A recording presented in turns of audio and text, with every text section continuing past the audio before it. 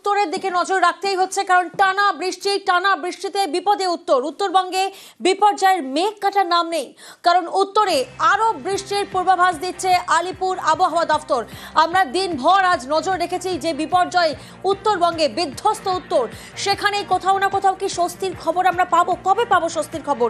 অর্থাৎ এই যে টানা বৃষ্টি, সেই বৃষ্টি কমার পরিমাণ কবে হবে? প্রতিনিধি সুদীপ্ত আমাদের সঙ্গে রয়েছেন, সরাসরি সুদীপ্তর কাছে যাব। সুদীপ্ত, বিধ্বস্ত বিপর্যস্ত উত্তরবঙ্গ, সেক্ষেত্রে আমরা কি ওয়েদার আপডেট পাচ্ছি? অতি ভারী বৃষ্টির যে পূর্বাভাস, সেই অতি ভারী বৃষ্টির পরিমাণ কমবে কবে? দেখো প্রিয়াঙ্কা, একদমই বিপর্যয়ে বিধ্বস্ত উত্তরবঙ্গ এবং এর মাঝে হাওয়া অফিস যা বলছে তাতে কিন্তু আরও ভয়ানক হতে চলেছে এই পরিস্থিতি, অর্থাৎ উত্তরবঙ্গের পরিস্থিতি। যেমনটা জানা যাচ্ছে যে আলিপুরদুয়ারে আজকে 200 মিলিমিটার বৃষ্টি হওয়ার আশঙ্কা করছে হাওয়া অফিস এবং এমনটাই পূর্বাভাস দিয়েছে। তারপরে সেখানে আরও ভয়ানক পরিস্থিতি তৈরি হতে পারে এমনটাই মনে করা হচ্ছে। একই সঙ্গে উত্তরবঙ্গের আরও বেশ কিছু জেলা, অর্থাৎ দার্জিলিং, কালিম্পং, জলপাইগুড়ি, এই সমস্ত জেলাগুলিতে অতি ভারী বৃষ্টিপাত হবে বলে জানাচ্ছে হাওয়া অফিস। একই সঙ্গে যেটা জানা যাচ্ছে যে 2 দিনাজপুর, অর্থাৎ উত্তর এবং দক্ষিণ দিনাজপুর এবং কোচবিহার, এই সমস্ত জেলাগুলিতে ভারী বৃষ্টিপাতের সম্ভাবনার কথা বলছে হাওয়া অফিস। এবং একই সঙ্গে যেটা বলছে হাওয়া অফিসের পক্ষ থেকে, যেমনটা বলা হচ্ছে যে বজ্র বিদ্যুৎ সহ বৃষ্টিপাতের সম্ভাবনার কথা, এবং উত্তরবঙ্গবাসীকে সতর্ক করা হচ্ছে যে যাতে করে তারা ফাঁকা জায়গায় না যান, অর্থাৎ বজ্র বিদ্যুৎ সহ যে বৃষ্টিপাত, সেখান থেকে বাঁচার জন্য সতর্ক করা হচ্ছে। এবং একই সঙ্গে এটাও বলা হচ্ছে যে সোমবার পর্যন্ত এই বিপর্যয় কিন্তু থাকছে, এই দুর্যোগ কিন্তু থাকছে। মঙ্গলবারে বৃষ্টিপাতের পরিমাণ কমতে পারে বলে এমনটাই পূর্বাভাস দিচ্ছে আলিপুর আবহাওয়া দপ্তর। প্রিয়াঙ্কা, আজকেও আমরা অত্যন্ত ভারী বৃষ্টিপাত উত্তরবঙ্গে পাবো, আলিপুরদুয়ার এবং কোচবিহার, এবং এই দুটি জেলাতেই 2-1 জায়গায় অত্যন্ত ভারী বৃষ্টিপাতের সঙ্গে কিছু কিছু জায়গায় ভারী থেকে অতি ভারী বৃষ্টি পাবো। ভারী থেকে অতি ভারী বৃষ্টি 2-1 জায়গার হওয়ার সম্ভাবনা রয়েছে দার্জিলিং, কালিম্পং ও জলপাইগুড়ি জেলাতে। ভারী বৃষ্টিপাতের সম্ভাবনা রয়েছে নর্থ এবং সাউথ দিনাজপুর জেলাতে। কালকে ভারী বৃষ্টিপাতের সম্ভাবনা রয়েছে আলিপুরদুয়ার জেলা। বাকি সমস্ত জেলাতেই হালকা থেকে মাঝারি বৃষ্টিপাত এবং বজ্রপাত সহযোগে এবং গাস্টি উইন্ড সহযোগে হালকা থেকে মাঝারি বৃষ্টিপাতের সম্ভাবনা রয়েছে। 7 তারিখেও বজ্রপাত সহযোগে হালকা থেকে মাঝারি বৃষ্টিপাতের সম্ভাবনা প্রত্যেকটি জেলাতেই রয়েছে। মূলত যে জেলাগুলিতে বজ্রপাতের সম্ভাবনা রয়েছে সেটা হচ্ছে মালদা এবং সাউথ দিনাজপুর। 8, 9, 10, 11 প্রত্যেক দিনই হালকা থেকে মাঝারি বৃষ্টিপাতের সম্ভাবনা প্রত্যেকটা জেলাতেই আছে।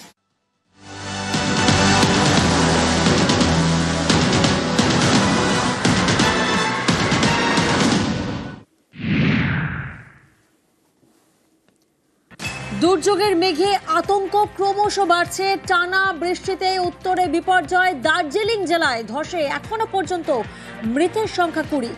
প্রতিনিধি পার্থ আমাদের সঙ্গে রয়েছেন, সরাসরি পার্থর থেকে জানবো। পার্থ, একেবারে ভয়াবহ পরিস্থিতি, বিধ্বস্ত পাহাড়, বাড়ি ভেঙে পড়ছে, ব্রিজ ভেঙে পড়ছে, রাস্তায় ধস, কার্যত বিপর্যস্ত জনজীবন।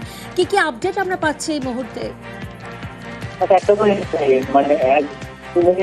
রাতের বৃষ্টিতে ভয়াবহ দেখতে পাওয়া হয়।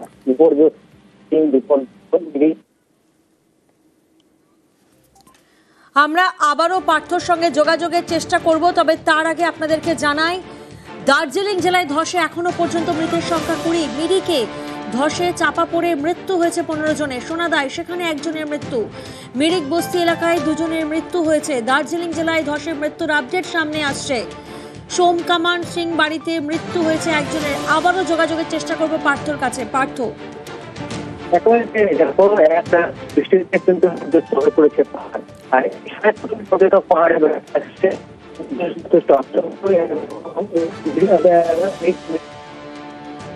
একেবারে সোমকামান সিং বাড়িতে সেখানে মৃত্যু হয়েছে 1 জনের, মানে ভঞ্জনের মৃত্যু হয়েছে 3 জনের। ধন্যবাদ পার্থ।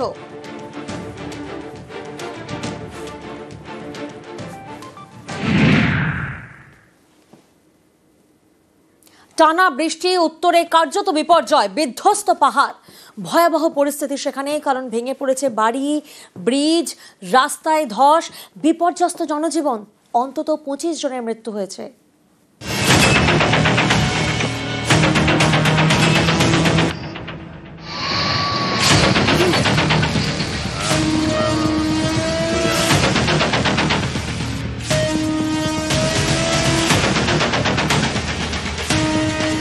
বৃষ্টি অনেক হয়েছে তাহলে তারপর ওই যে ঘর ছাতিকাশ হয়েছে।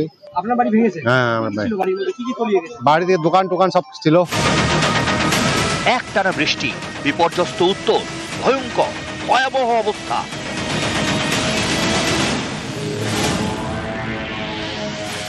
উত্তরের একাধিক জায়গায় ধস, ধসে একাধিক মৃত্যু, বন্য প্রাণীর মৃত্যু।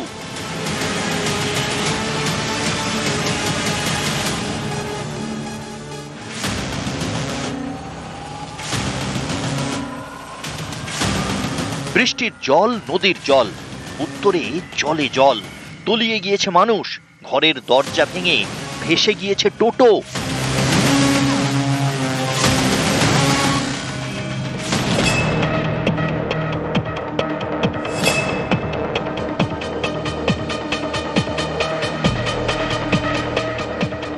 রাতভর ভারী বৃষ্টি, মিরিকের দুধিয়ায় ধস, বালাসনে ভেঙে পড়েছে বাড়ি, ঘর ছাড়া অনেকে, নদীর জলে সরছে মাটি, ভেঙে গিয়েছে শিলিগুড়ি মিরিকের মাঝে লোহার সেতু। सारा रात वृष्टि हुआ है, सारा रात पानी हुआ है, उसका वजह से तो अभी पूरा चल रहा है ऐसे ही। हाँ, ब्रिज तो टूट गया है, बाद बाकी ऊपर में 8-10 घर, नीचे में 4-5 घर, बाद बाकी जितना भी एग्रीकल्चर बेल्ट था वो भी सब ले गया है। পাহাড়ে ধস, রাস্তায় ধস। কালিম্পংয়ে 10 নম্বর জাতীয় সড়কের একাধিক জায়গায় ধস, ভেঙে পড়েছে গাছ।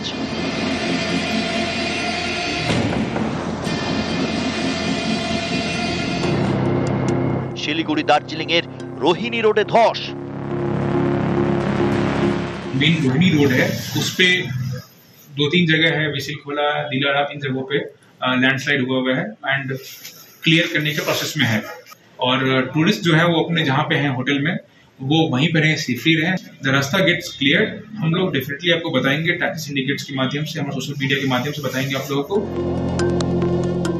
জলপাইগুড়ির নাগরাকাটায় ক্ষতিগ্রস্ত 31 নম্বর জাতীয় সড়ক, ডুয়ার্সের সঙ্গে শিলিগুড়ি ও পাহাড়ের যোগাযোগ বিচ্ছিন্ন।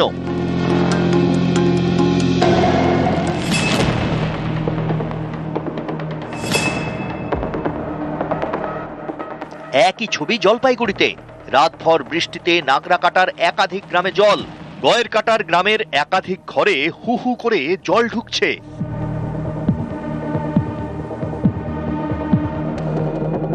কোচবিহারেও ভারী বৃষ্টি, মাথাভাঙার হাসপাতালে জল, ঘরে জল, জলে জল। ধস, ভাঙন, মৃত্যু, ভয়াবহ পরিস্থিতি উত্তরবঙ্গে। উদ্ধার কাজে নেমেছে এনডিআরএফ। নিউজ 18 বাংলা।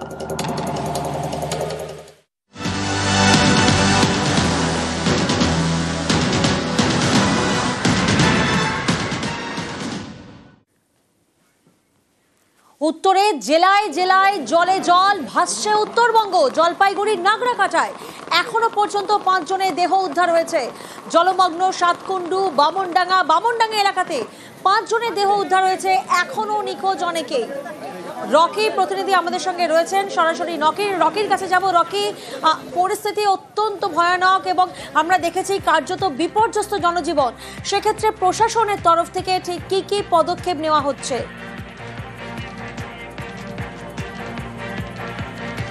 দেখো, তোমাকে প্রথমে বলে রাখতে চাইবো, নাগরাকাটা ব্লকের যে সাতটন্ডু এলাকা, সেখানে কিন্তু যে ভুটান পাহাড়ের জল তা নেমে এসেছিল এবং বিস্তীর্ণ এলাকা কিন্তু জলমগ্ন হয়ে পড়েছিল। জলের তোরে ভেসে গিয়ে নিখোঁজ হয়ে গিয়েছে প্রায় 20 জন, এমনটাই কিন্তু দাবি। এখন প্রশাসন সূত্রে জানা গিয়েছে যে 4 জনের যে মৃত্যু হয়েছিল, সংখ্যা বেড়ে দাঁড়িয়েছে 5 জন। ইতিমধ্যেই কিন্তু সেই দেহগুলি উদ্ধার করা হয়েছে এবং ময়নাতদন্তের জন্য পাঠানো হবে। এই ঘটনার পর কিন্তু রীতিমতো আতঙ্কের পরিবেশ সৃষ্টি হয়ে রয়েছে, কারণ ডুয়ার্সে কিছুটা বৃষ্টি কমলেও ভুটান সতর্কতা দিয়েছে যে যদি সেখানে বৃষ্টি বাড়ে, জল ঢুকতে পারে পশ্চিমবঙ্গের বিস্তীর্ণ এলাকায়। আর এই জল ঢুকলেই কিন্তু বিস্তীর্ণ এলাকা প্লাবিত হবে এবং দুর্ভোগ বাড়বে ডুয়ার্সবাসীর। এই পাশাপাশি তোমাকে বলে রাখতে চাইবো যে এই যে মৃত্যু ঘটনা ঘটছে, তার পাশাপাশি প্রশাসন কিন্তু তৎপর হয়েছে।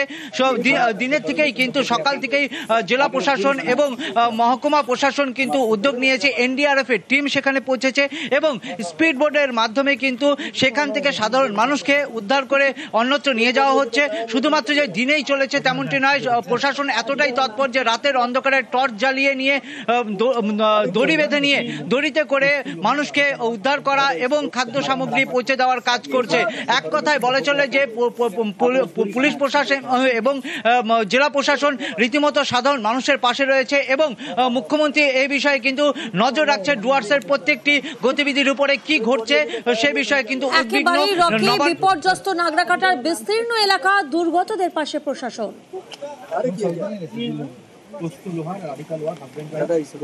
देखा इधर थाना में पूरा पानी, थाना का गाड़ी नहीं निकल पा रही, बीडीओ पूरा पानी। अभी मैं एनडीआरएफ की टीम लेके वहाँ पे गया था, रास्ते नहीं है जाने के लिए, रास्ते टूटी हुई है, बोर्ड लेके गए वहाँ पे। पानी कम से कम 15-20 फुट पानी ऊपर में था। 4 डेड बॉडी निकाले वहाँ पे एनडीआरएफ के साथ और 15-20 अभी मिसिंग है। अवस्था ऐसा है कि सबका घर में कादा घुस गया, ये पानी नहीं है पीने का, खाने का नहीं है कुछ भी।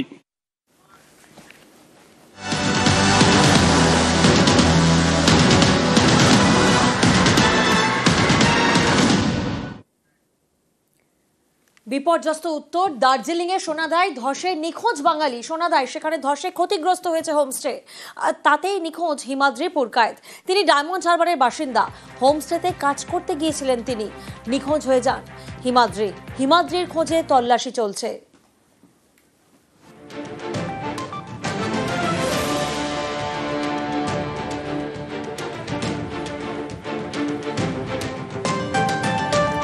কাজ করতে গিয়ে দার্জিলিং এ সোনাদায় ধসে নিখোঁজ হয়ে যান ডায়মন্ড হারবারের বাসিন্দা হিমাদ্রি। ছেলের চিন্তায় দিশেহারা পরিবারের পাশে প্রশাসন। এদিন ডায়মন্ড হারবারের দক্ষিণ কামারপোলে হিমাদ্রির বাড়িতে যায় সাংসদ অভিষেক বন্দ্যোপাধ্যায়ের পাঠানো প্রতিনিধি দল। একটা কাজে গিয়েছিল আর কি, কাল রাত 10টা পর্যন্ত আমাদের সঙ্গে কথা হয়েছে। তা ও রিসর্টের মধ্যে একটা ঘর দিয়েছিল, ও সেই ঘরে না থেকে ও কারোর গায়ে শোয় না বলে 2-3 জন থাকতো, তো ও বাইরে ট্রেন টাঙিয়ে শুতো। মা শুতে, ওর মা বলছে এত জল হচ্ছে তুইও বাইরে থাকছিস কেন, তুই ওর ভিতরে থাক না। ও তবুও সেই বাইরে ছিল। এবারে আর তো কিছু বলতে পারবো না, সকালে ফোন করছি আর ফোন পাচ্ছি না।